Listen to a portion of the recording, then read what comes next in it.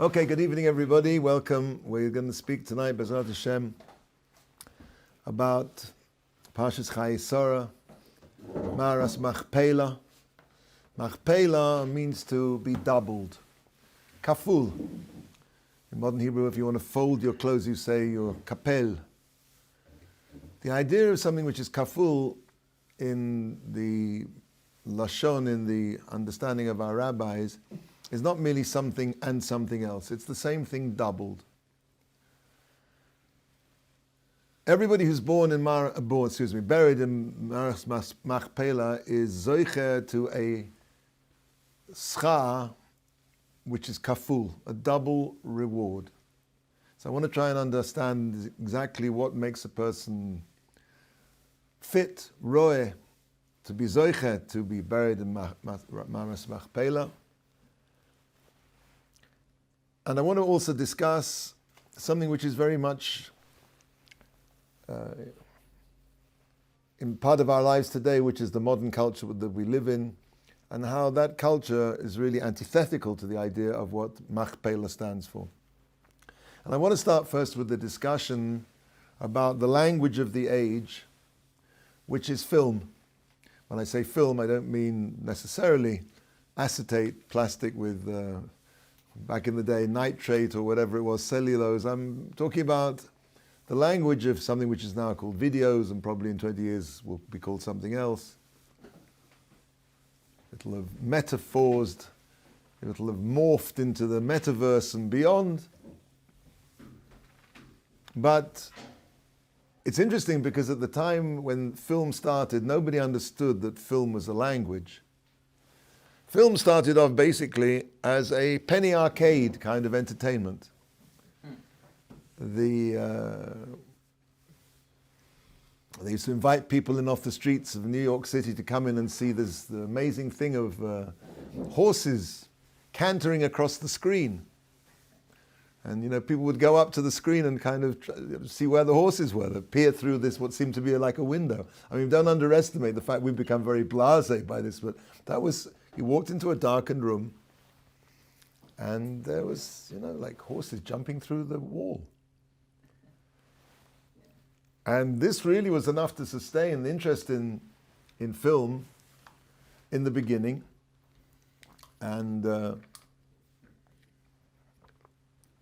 this really, then suddenly, and really I don't know if it was sudden, but the more films were made, there was a discovery, and really this is where we want to come in, that a guy called Arthur Melbourne Cooper screened a small film called Grandma's Reading Glass in 1900, and this was the beginning of what we would call today film.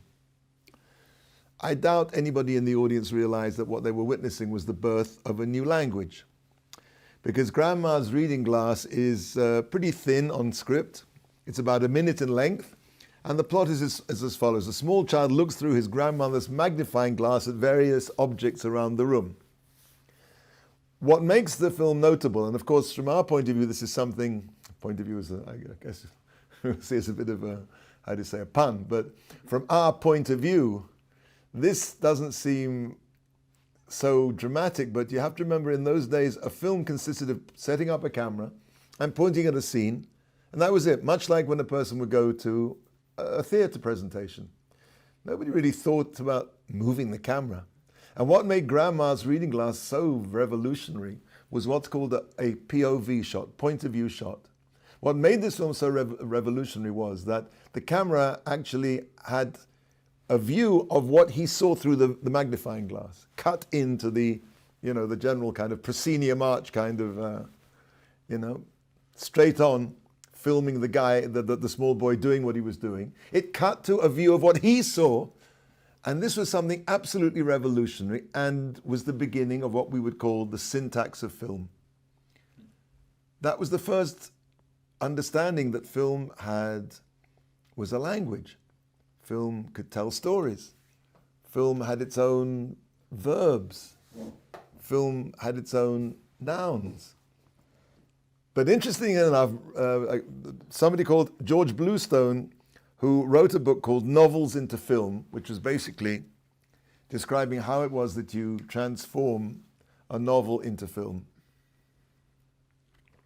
Made a fascinating observation, which is film has only one tense. There's no future tense in the film, there's no past tense in the film. A film takes place in a constant present. And you see that it's interesting because when film needs to go, let's say, into the past, for example, you've always seen the scene where the hero goes, yes, it seems such a long time ago now, but I remember, and what happens, so the music swells up and the screen goes all fuzzy and there's echo. So 20 years ago, and then what happens? You're back to the present. Yeah. Film only has one tense, and it has this kind of rather awkward mechanism to depict the past, but really it's all the present.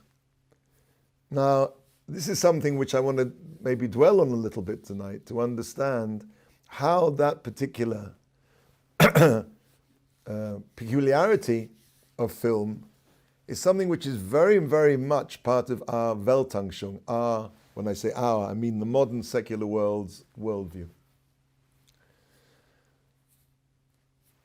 Film, as we know, has really taken over to the extent that, I've quoted some figures here, that there's in 2004, there was a National Endowment for the Arts survey that clocked an increasing decline in literary reading in the United States, which leaves fewer than half of America's adults reading literature. Wow. I don't think things have got better since then.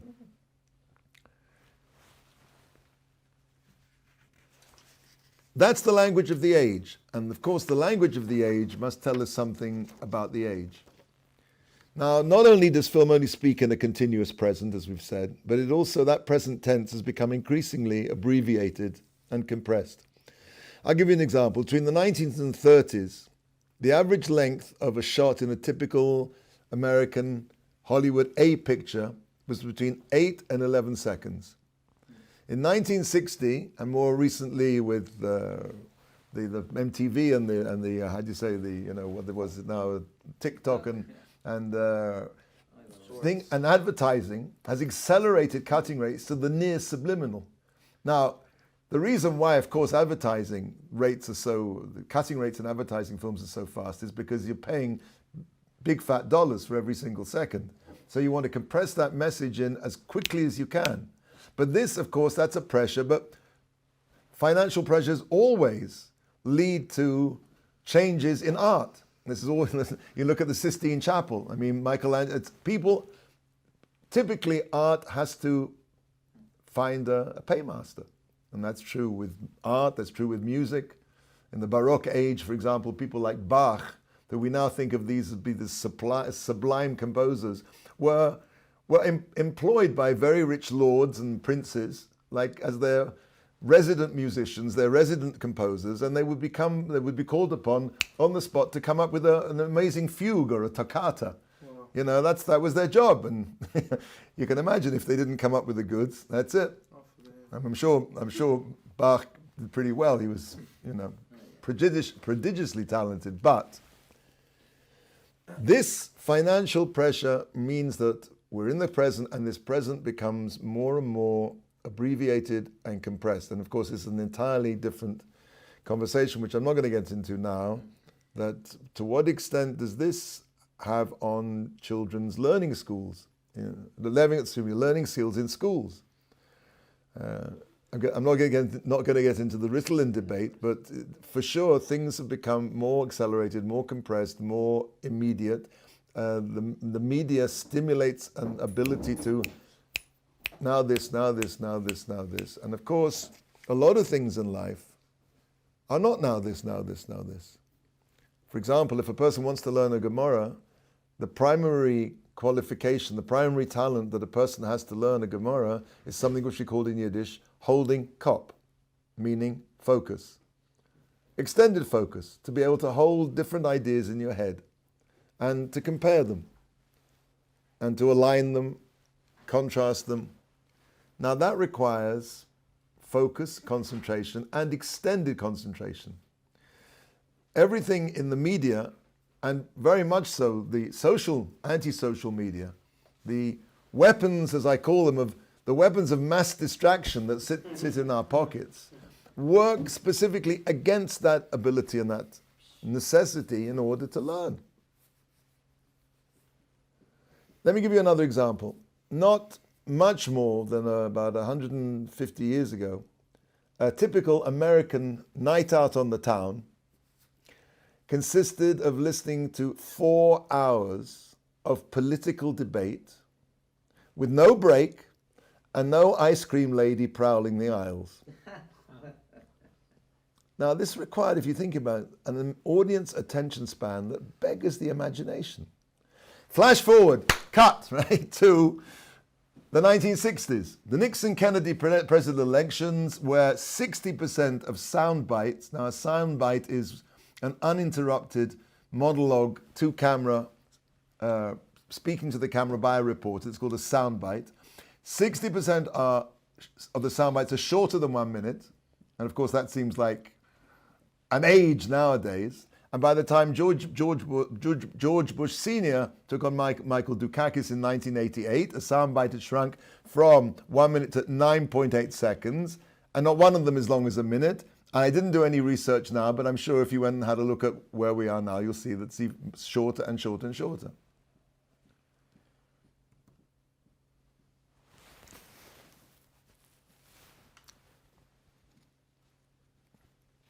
The basis, one of the basic concepts of Judaism is the idea of Olam Haba, the world to come. Olam Haba is something very difficult for us to believe in because nobody's seen it, nobody's been there. The Rambam points out an interesting thing. What's the corollary of Olam Hazeh? Olam Hazeh means this world. The corollary of Olam Hazeh should be Olam Hahu, this world, that world. But it's not. It's Olam Haba. And he explains that Olam Haba means that it's the world that comes, Haba, from this world. And this is what I want to talk about tonight. There is really nothing in Olam Haba which is not in Olam Hazeh. It's a replay of this world. It's a world that comes Haba as a result of this world. Let's try and go into this a bit deeper.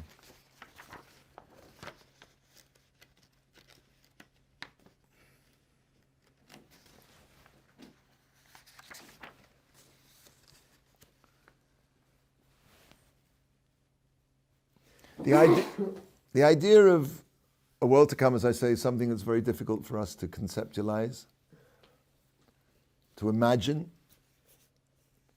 I once wrote a short story, which I'll share with you now, which I wrote to really kind of give a person a mashal, a parable as how one could maybe imagine Olam Haba.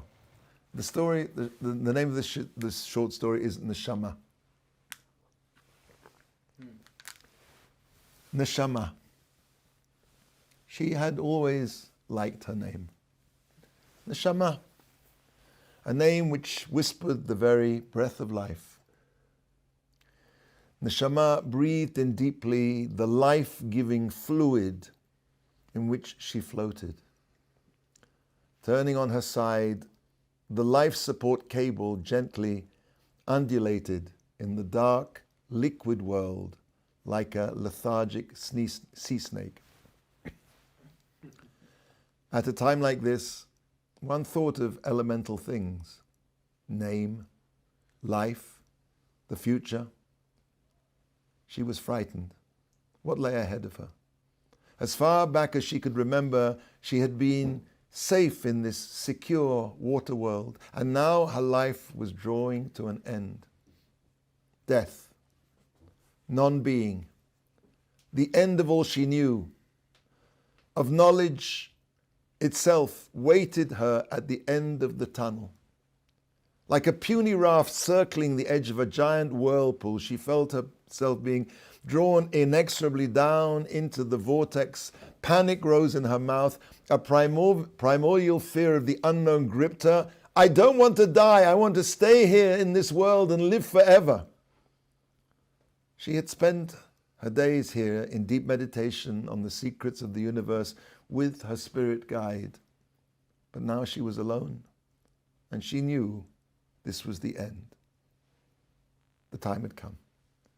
It seemed that her ears filled with the most sublime music, a single chord of all the water voices sounding one wordless chord undulating through every known scale. The sound grew and grew. She was terrified of the pain, terrified of not feeling the pain anymore. Down and down she went, down to the world's end, down to the place of death. It was here, this was the end, it was over. It wasn't a particularly busy night in the delivery rooms at Hadassah Hospital. Another little soul had just come into the world, screaming and crying as though she had been summoned reluctantly to this earthly sphere. The nurse cleaned the little baby, wrapped her in swaddling to keep her warm, and gave the baby into her mother's arms. Can there be a greater sense of love than a mother feels for her newborn baby? The mother looked at her newborn daughter and thought to herself, you are so beautiful, little neshama. We think of death as the end. Death is really birth. Birth in a different sphere, a different world. As we said at the beginning, Machpela means to double. All of those people who are the founders of humanity, Adam and Chava, Sara and Avram and Sara, Yitzhak and Rivka, Yaakov and Leah, they are the founders of the world. A person can relate to this world in one of two ways. You can relate to it as the most fleeting thing in existence, a will-o'-the-wisp, an uncatchable frame in the movie of one's life, or you can see the present as an unpolished diamond waiting to be turned into eternity. I've often said that Judaism is about turning the present into the future before it becomes the past. The syntax of film, as we said, the very language of our age, encourages to think that the past and the future are not real. All that exists is a constant stream of now. But as I said, from the Jewish point of view, now is only something which is to be turned into the future before it becomes the past. And it's for this reason that a world that sees time in such a way spends most of its time escaping through white water rafting, paragliding, sipping margaritas around the pool, seeing the Mona Lisa, going to the pyramids, or climbing Everest, or by winning Oscars, or alternatively, you can see every single second as a building block to a future existence to which we are all invited. The Jewish view of time is an invitation. The word zman in Hebrew is connected to the word hazmana. Hazmana means an invitation or a preparation. To the best of my knowledge, there is no other language in the world where the word time and the word to invite or to prepare share the same root. Wow. This world is a hazmana. The time of this world, the very word zman itself, says that this every single second is to prepare, is to convert this into something which is eternal. I had a beautiful story that illustrates this. A parable. There was a young Torah student who arrived at an inn after a long and tiring journey. He was standing at the front desk, and he had this disturbing feeling that there's something out of place. What was it? He couldn't think. He checked in, and suddenly he became aware of a sound as familiar as it was out of place. Tick, tock, tick, tock. That was it. The clock. The innkeeper's clock. That clock, he said to the innkeeper, that clock is my Rebbe's clock. But how did you know, said the innkeeper? Because my Rebbe's clock is different to any other clock in the world. How so, said the innkeeper. Every clock in the world goes like this. Tick, one more second gone. Tock, one step nearer to death. Tick, gone. Tock, nearer to death. Nearer to death. Tick, tock. That's every clock in the world except my Rebbe's. My Rebbe's clock goes like this. Tick, one step closer to Olam Haba. Tock, one step closer to Mashiach. Tick, closer to Hashem. Tock, closer to Olam Haba. That is my Rebbe's clock. There's no other clock in the world that sounds like that clock. That's my Rebbe's clock. I've no doubt that that's my Rebbe's clock. So the innkeeper said, a few years ago, there was a rabbi staying at the inn, and when he came to pay the check, he realized he didn't have enough money, so he gave me this clock instead. It's your Rebbe's clock. Of course, it's okay. It's a story, but the point is clear. The first mitzvah that the Jewish people received in Egypt was the sanctification of the moon. In essence, that was the beginning of the Exodus, of the Yetzias Mitzrayim. Now, something axiomatic, something that comes at the beginning, contains everything that's supposed to follow. Sof ma'aseh b'machshava tehillah. The Vilna Gaon says that all of the Torah is contained in the first verse of Bereshis, and all of the first of Bereshis is contained in the first word Bereshis, which is contained in the first bet, which is contained in the dot in the middle of the bet. Whatever comes at the beginning contains everything that's supposed to follow. It's for this reason, actually, just tangentially, there's only one fast in the whole of the Jewish year that can fall on a Friday. No, on a Friday. No other fast in the entire Jewish year can fall on a Friday except Sara b'Teves, the 9th of Teves, 10th of Teves, excuse me. Why? I mean, if you think about it, Sara b'Teves, nothing really happened, right? Not a shot was fired, nobody got killed, and yet we fast.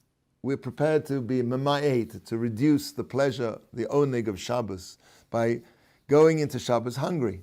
We've had that feeling of standing on a Friday night with the Kiddush wine, and it's not a nice feeling to go into Shabbos starving. And we're prepared to do that because of Sara b'Teves. Why Sara b'Teves? Why not, Tisha B'Av? Tisha B'Av never can fall out. It's pushed off on a Friday or a Shabbos. And the answer is because the Sara b'Teves was the beginning of the end. The beginning of something always contains everything that's to follow. It's a bit like an acorn. An acorn is really an oak tree. You just can't see it yet. A Sara b'Teves, by the time a Sara b'Teves had happened, the city of Yerushalayim was surrounded, was put in matzor or matzok. Nobody could get out, nobody could get in. It wasn't the end, but that was the seal. The end was sealed at that point. Everything that happened afterwards, so to speak, was just a denouement, was a playing out of the script that had already been put in place. So, if the first mitzvah that the Jewish people, if you and I, so to speak, were going to write the Torah, I'm not sure we would have started with the first mitzvah for the Jewish people, should it be the sanctification of the moon. Kiddush HaChodesh. And yet that is the first mitzvah. And the reason is that when Hashem gave us the mitzvah of Kiddush HaChodesh, He was giving us much more than a mitzvah. He was giving us an entirely different system of time, which is what we're talking about. A system of time which leads to something, where every moment is a hazmana, is an invitation to something which is going to be happening in the future. To take you out of the Weltanschauung of now this, now this, now this. According to that worldview, there's nothing in the future, nothing in the past. The future doesn't exist and the past is already gone. It's just now this. Grab the future, go for it.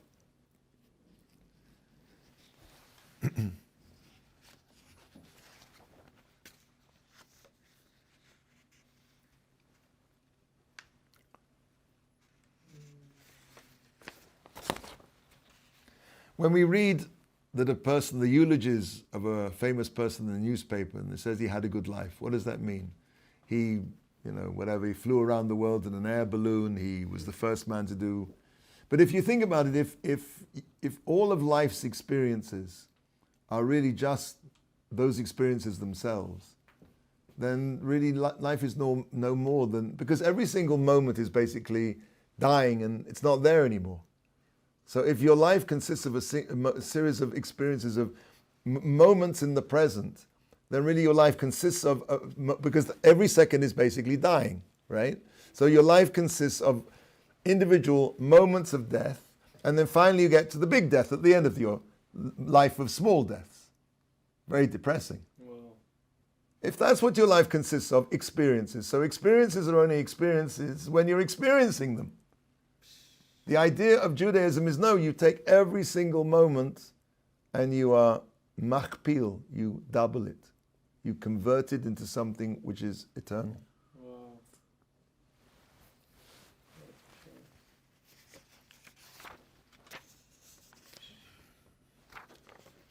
Let's get back then to Marat HaMachpela. As we said, the Torah begins with the letter Bet, the second letter of the alphabet, to teach us that there are two beginnings to this world. There's an Olam Hazeh and an Olam Haba. There's a Shemayim v'han Oretz, a heaven and an earth. Now Chazal teaches Hayom la'asosam, today to do the mitzvahs, Umachal lekabel scharom, and tomorrow to receive their reward. But Chazal also tell us something else, which is schar mitzvah. So that sounds like a contradiction in terms. If today we do them and tomorrow we're going to get the reward for them, so how can the reward of a mitzvah be a mitzvah? I mean, Meforshim comment on this, and on a certain level, on the level that a person, by doing a mitzvah, he has the schus to be given more mitzvahs to do. But that's not pshat. On the most Parshat level, the reward of the mitzvah is the mitzvah itself.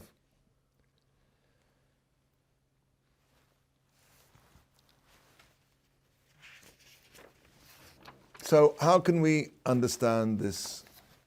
How can that be? How can the reward be the action itself? To understand this, we need to look right back at the beginning of the Torah.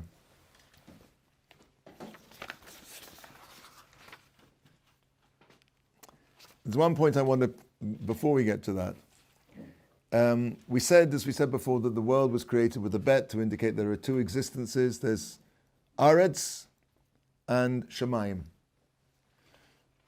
We've mentioned this in previous meetings, but the word Aretz, the root of the word Aretz is ritzui, or ratzon. It's also, if you think about it, Aretz could be read as the first person future of arutz. Arutz means I will run. This world is a world of running towards. A world which does not find its fulfillment in this world, in contrast to the world that we've depicted where everything is the present. This is a world which is predicated on a future existence. Arutz, I will run. And where am I running to? Shamayim. Shamayim could also be read as shamim. What is shamim? The word in Hebrew for there, is sham. Shamim are all the possible theirs that could ever be. In other words, the entire creation is constructed as arutz, I will run to there. The word ratzon, desire. Desire is something which is going to happen in the future. All desire is for what's going to happen. Arutz l'sham, that is the way the world is constructed, as a process of moving, of running. The word, right, ratz, I'm going to run where? To there. And where's there? Shamayim. Eretz for Shamayim. Shamayim means all the possible theirs that there could be. Now, with this in mind, let's understand, if you want to open up your Chumashim to page 4, and this is talking about the creation of the trees. Yud Aleph. V'yomer Elokim Tadshe Oretz Deshe Esev Mazriya Zera. Now, this is the bit I want. Eitz pri ose pri lemino. Eitz pri, a fruit tree, ose pri, making fruit, lemino according to its kind, asher zaraboy, ala oretz vayichen. And it was thus. Now, look at the next posuk. V'totze ha'oretz deshe, esev mazriya zera. Okay, that's the same, lemino. V'eitz ose pri. Now, do you see any difference between this posuk and the one before? Yes. What's the difference? It's pre ose pre. It's an eitz pri ose pri. And what the earth actually did, and why it didn't actually fulfill the command that it should have done, is the subject of another discussion. But what the Oretz actually did was bring forth eitz ose pri, not an eitz pri ose pri. What's the difference? So Rashi and Meforshim, Chazal teaches that the command of Hashem was originally that the tree itself should taste of the fruit. Eitz pri, ose pri. The fruit, the tree itself should taste of the fruit. But what did the land do? What did the world do? What did the ground do? It brought forth a tree where the fruit of the taste of the tree is the taste that we have nowadays, which tastes like wood, not fruit. What does this mean? This is a perfect simile for schar mitzvah. When we put on tefillins, for example, in the morning, really, if we were tasting the sweetness of the mitzvah, we would go meshuggah with pleasure. We would run around doing mitzvahs incessantly, because the action, the thing that brings forth the fruit, taste of the fruit itself. In other words, we tend to think of we do an action and we get a reward for it. That is not what the Torah tells us. Schar mitzvah. It means that the schar of the mitzvah is to taste the eitz pri, is that the action itself, the maisa mitzvah, the action of the mitzvah, is the reward itself. Olam haba is the revelation of all of those actions that were dry like wood to us, tasteless like wood to us. When we put on tefillin in the morning, we do not feel this feeling. I'm sorry. We may feel we're doing the right thing. We may feel good because we understand it's a mitzvah, but we don't feel the sweetness, the taste of the maisa, the taste of the mitzvah. Why? Because at this point, the world, the earth, brought forth a tree which the action, which is the fruit itself, does not taste of the fruit. It's dry, it's without taste. In Olam Haba is kaful, Marat HaMachpela. It's a repetition of this world. It's exactly this world repeated with a big difference. That the true taste of all of our maisim is revealed and experienced by us. That is why, even though hayom la'asosam, to do the mitzvahs, umachal lekabal scharom, but the schar is not something, it's not like a job where you do the work and at the end of the day you get your money. Schar mitzvah, the schar of the mitzvah is to really experience the mitzvah as it really is. That's what's being taught to us here. Those people who were buried in Marat HaMachpela were those people who took every single second of their lives and they were kofel. They made it into a kefela. They took it and they transformed it into Olam Haba. Most of us spend a lot of our time involved very much in Olam Hazeh, and we take those precious moments, which each one of them could be transformed into Olam Haba, something which will come from this world, and we waste it on the fripperies of this world, the transitory pleasures of this world. All of the people who were buried in Marat HaMachpela were buried there because they were mamash, in truth, doubled their existence, every second of their existence. It says that Avram ba b'yomim, he came with his years every single day, he came with his days. Every single day was doubled. Nothing was left to go.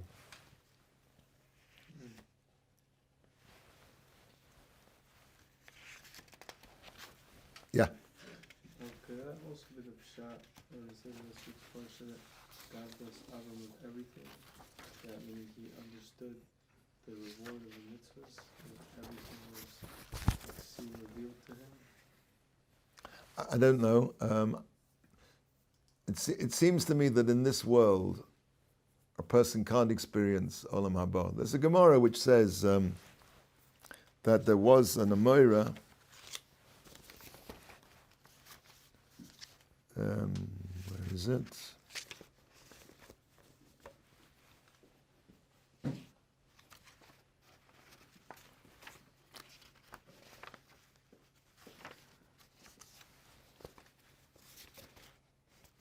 Yeah.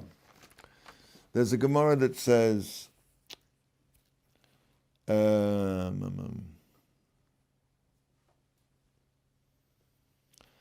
Olam Haba, Rabbi Yeshua ben Levi Omar, Elu b'nei Adam, sheyakrin hein ba'olam hazeh, v'kafuyin hein la'olam haba. Ki ha the Rav Yosef b'rei the Rabbi Yeshua ben Levi, chalash, he became sick, v'is nagid. Ki hada, and when he came back from, like it was a near-death experience, we would call it. Amalei Avua. Avua said to him, "My chazis, what did you see?"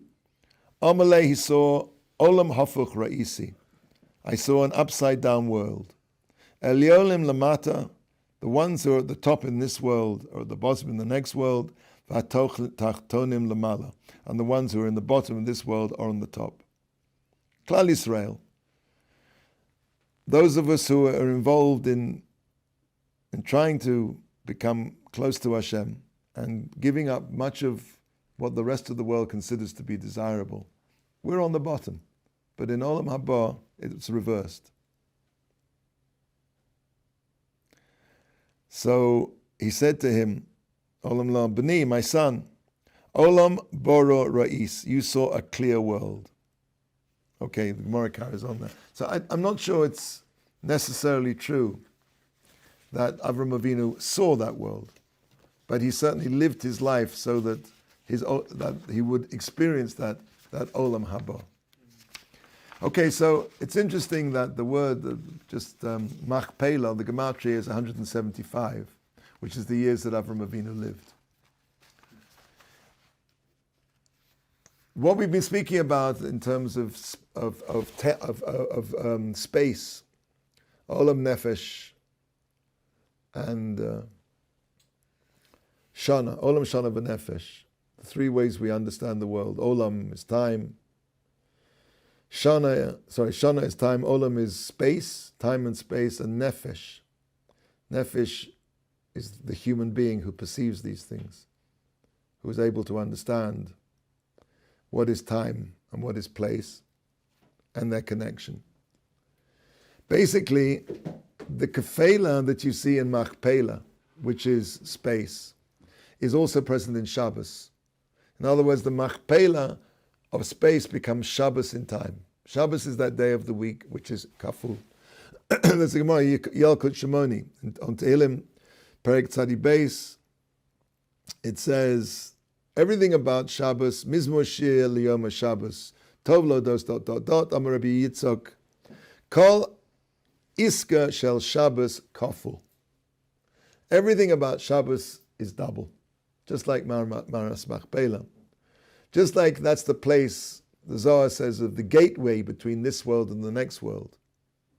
So Shabbos is Ma'ain Olam Haba, is so to speak an experience of the most you can experience of that world, Olam Haba, in this world. And so therefore, just like Marat HaMachpela exhibits the kefela, the doubling of this world and the world to come, so Shabbos also.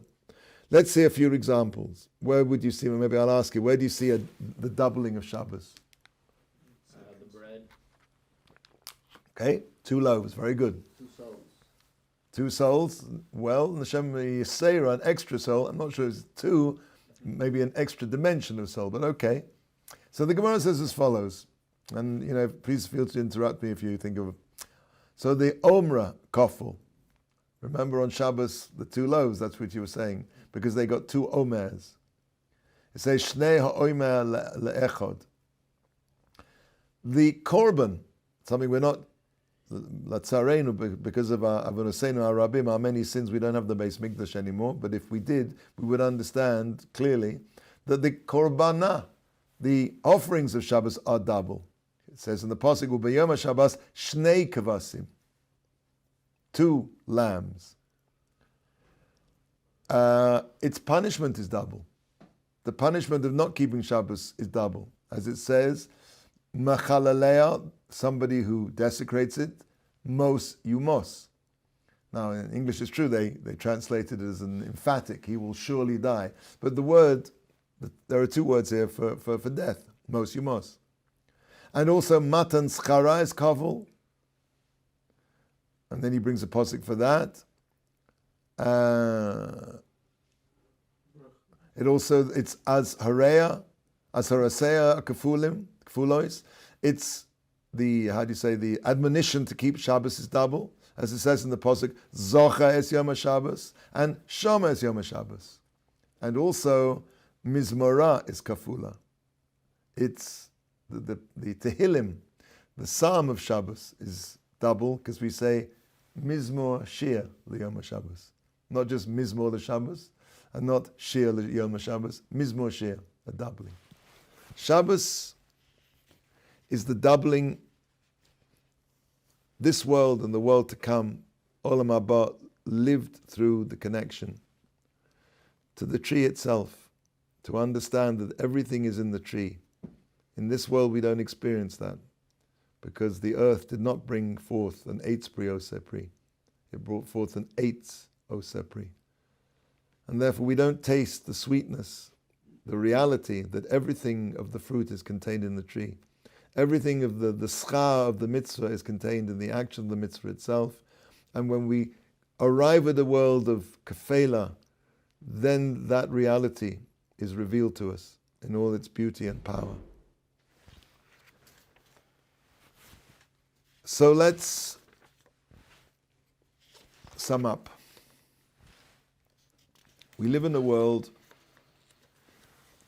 based as we said at the beginning, the culture of the society we live in is predicated on the moment. Now this, now this, now this. This leads to an attitude to life which is inimical to Judaism, because everything about Judaism is about turning the present into the future before it becomes the past. Marat HaMachpela contains those souls who every single waking second that they had was turned into an everlasting eternity. We come from that world. All of us in this room have plenty of experience of what that world teaches, of the go for it, just do it, take what you can, grab it while you can. And everything that Hashem wants to teach us is that we're given this very transitory existence, this brief walk, to take every single second and to turn that into something which will last forever, just like the Rebbe's clock. Every second of our life should be proclaiming there's a world to come. Tick. Mashiach is coming. Talk. Okay. Any questions? I just thought of another thing. It says you shall not work on Shabbat and you should rest. Well, I said that. Shama v'zocha. Yeah, I'm sorry, I didn't make that clear. I didn't translate it. Yeah, right. Shama v'zocha. Okay. Yeah.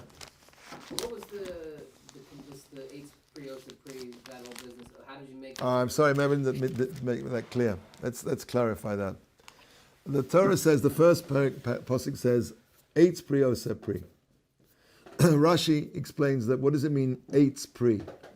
Eitz pri means that ideally it should have been that the tree should have tasted the fruit. Now what does that mean? It means the tree, the means, by by which you, the source, the action. The tree is the source of the fruit. That the taste of the reward, so to speak, of the fruit is there in the action itself. If we lived in an olam haba dika world, as I said before, we'd run around doing mitzvahs without so, because it would just be so sweet, because we would experience the eitz pri, the action, the eitz. So why did Hashem word it that he wanted to make it with the fruit and then decided not to? He didn't decide not to. Or he The tree did not do what it was supposed to do. Now that's a whole other discussion. Okay. The Maral talks about this, and maybe we'll go into it. The tree did not, because the tree. It's really a whole other thing. Maybe we'll. But you're right. It's certainly problematic. I'm saying I love the idea. The whole concept is a great idea. But I'm saying, why does the Torah say, "Oh, Hashem was going to make it. The fruit was going to be the bark was going to taste like fruit"? That's right. And then decide, okay, no, it's He not. didn't decide. That's the point. The tree, and it's that's because of the nature of the fact that this world is imperfect, because it's a recipient, because it's as we said before. There's Shemayim va'aretz. So the Shemayim is something which is unchanging. It's perfect. It's not possible for anything to change in Shemayim. This world is a world of change. In a world which is, because by virtue of the fact the Maral says this, because of the fact that it is a creation. Anything which is, there's a difference between the creator and the creation. Because the world was a creation, because this world is imperfect, as we said, it's aretz, arutz, it's a world of striving, it's a world which is not perfect. Because essentially this world, because it's a creation, by its nature, it's something which is where change is possible, deviation is possible. And that's why in this world, the ultimate possibility down the chain from that minute change at the beginning becomes what we call evil. Evil is the antithesis of what Hashem wants. How is it possible? Because by virtue of the fact that the world is created, it suffers that defect. It suffers the defect of the fact that it's not a creator. Anything which is by definition created has the possibility of change, and change contains within that possibility the ultimate possibility of evil. So because the earth was created as a creation, it's not a creator, it's something which, so it has within it the possibility of change. That was why when it brought forth the tree had this was changed. It changed from what it should have been. So and then it goes on to say when Adam Arishan was punished for eating from the fruit, the tree was also cursed. Okay, this if we want to do this, we'll have to do it. Yeah, no, it's the Maharal speaks about this, and it's worth having a look at it. And he speaks about it on this posuk. And maybe next week we'll go into that Maharal, because that's an important thing. How is it possible for the earth to do something that Hashem didn't want it to do? So maybe we'll learn that Maharal inside. It's a possibility. I don't think it is possible. I just think that it's just, obviously the Torah is teaching us a certain way, a certain mahala. But granted, if you can grant the possibility that it's possible that the tree didn't do what it was supposed to do. Well, I guess Hashem could create a tree not to have that. Well, that's the point. But that's what I was trying to say. By virtue of the fact that it is a creation, it contains within it the ability to change. And I thought the point is that human beings were the only beings that had. Very good. Bechira. Okay, but the reason this is really Animals don't even have Bechira. true. Okay, let's maybe look at the Maharal. It's a while since I looked at it, so I don't want to, how do you say, sell the Maharal short. I mean, we should really see what he says. But I remember he talks about it. The whole point is that you were saying is that if you could taste the fruit, if you could taste it in this world, then you said you'd have no real Bechira. You'd be running around doing mitzvahs all the time because you'd be able to taste the fruit. So Hashem's saying it's better if you don't taste it, so you understand, in your seichel that it's the right thing to do. And I'm giving you the Torah that you get a little bit of the time. Yes. You don't get absolutely true. Get the full view of it. But the point I really wanted to bring out was that this idea of schar mitzvah means that the doing of the mitzvah, the action of the mitzvah, really contains all the taste within it, Right. just like an eitz pri. The action itself has the taste of the fruit. We make the mistake of just going for the fruit in this world. We don't understand for the pleasure. We don't understand that really what the real pleasure is in the eights, is in the action itself. Sometimes you get that feeling, but you don't get it all the time. But most of the time you don't get it. Ma'ayin olam haba. Okay, that may be. But certainly, I don't know about you, but when I put on tefillin in the morning, I'm not suffused with this supernal joy. I certainly don't. I don't mind. I enjoy doing it, but I'm not feeling it like you said. I mean, but if one really could experience the eighth pri of the maisa, the sweetness of the maisa contains all of the fruit in it. Right. That's olam haba. Olam haba is a repeat of this world with a revelation. The fact that everything you did contains the taste, contains the fruit, contains the reward. Okay. Shkoyach.